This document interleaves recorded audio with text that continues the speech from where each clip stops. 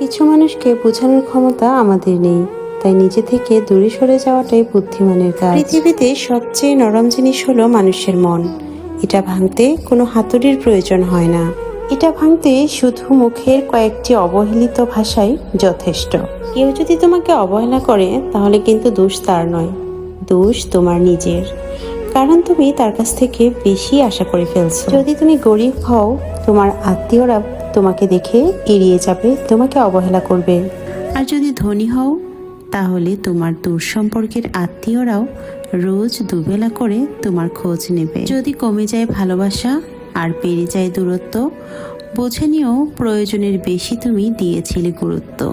মায়া ত্যাগ করতে শেখো, দেখবে কষ্ট এমনিতেই কম হয়ে যাবে। যে যত বেশি ভালো ও সরল মনের মানুষ হয়, তাকে তত বেশি কষ্ট সহ্য করতে হয়। এটাই দুনিয়ার নিয়ম। এই শহরে ক্ষণিকের জন্য হাত ধরার মানুষের অভাব হয় না, অভাব হয় শুধু হাত ধরে শেষ পর্যন্ত দাঁড়িয়ে থাকার মানুষের। জীবনে এই দুই ধরনের মানুষের থেকে দূরে থাকবেন।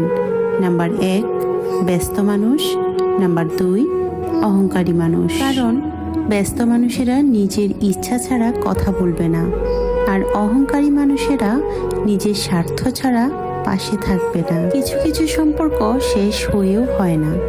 একজন হয়তো অনেক বদলে যায়, কিন্তু অন্যজন সেই সম্পর্কের বোঝাটা বয়ে বেড়ায় সারাটা জীবন। জীবনে গুরুত্ব তাকেই দিও যে তোমার মূল্যটা বুঝে। ঠাট্টার ছলে যে তোমাকে মানুষের সামনে অপমান করে, তাকে কখনো বন্ধু বানিও না। প্রিয় মানুষের সাথে কথা না বলে থাকাটা সত্যিই খুব কষ্টের। যে তোমাকে ভালোবাসে তাকে কখনো ঘৃণা করবে না। যে তোমাকে বিশ্বাস করে তাকে কোনোদিনও ধোঁকা দিও না। একতরফা ভালোবাসাগুলো এমনই হয়। একজন পাগলের মতো ভালোবেসে যায়, আরেকজন পাগল ভেবে শুধু অবহেলা করে যায়। কোনো অভিযোগ নেই, আর কখনো থাকবেও না। আছে কিছু অভিমান, যা কখনো ভুলবও না। সময়ের সাথে যদি কোনো সম্পর্ক নষ্ট হয়ে যায়, তাহলে বুঝে নিও সম্পর্কে ভালোবাসা নয়, প্রয়োজন ছিল। সম্পর্ক কখনো তৃতীয় ব্যক্তির জন্য ভাঙে না। সম্পর্ক ভাঙে তার জন্য যে তৃতীয় ব্যক্তিকে প্রশ্রয় দেয়। সত্যিকারের ভালোবাসার মানুষ তো সে, যে ঠান্ডা লাগা গলা আর কান্না ভেজা গলার পার্থক্যটা বুঝবে। আজ এ পর্যন্তই।